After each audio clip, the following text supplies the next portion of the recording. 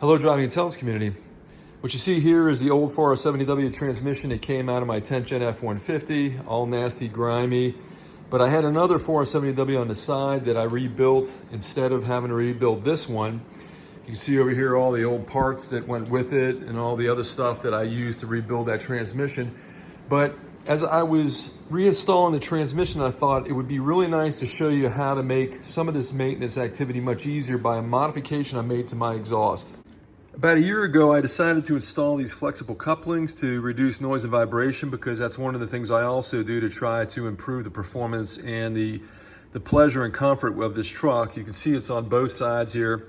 I had to cut out a section of the exhaust. This is where I had a bad catalytic converter, and I went ahead and got rid of the cat and put this in its place. I still have two catalytic converters in the truck, but this really changed the complexity and the difficulty of getting the transmission out and the new one in.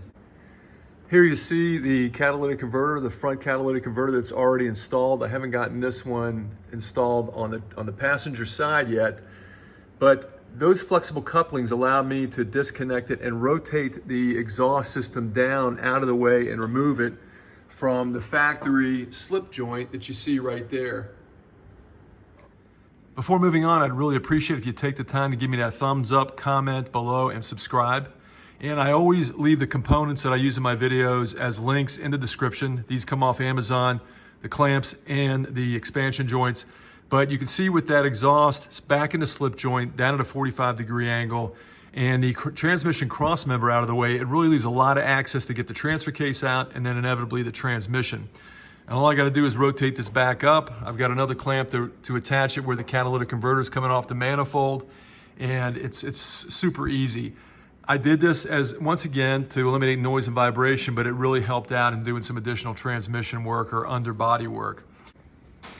With the exhaust in place, I've actually slipped it in here with the clamps. It's not tightened up yet. That's why it's kind of sitting down on this side here.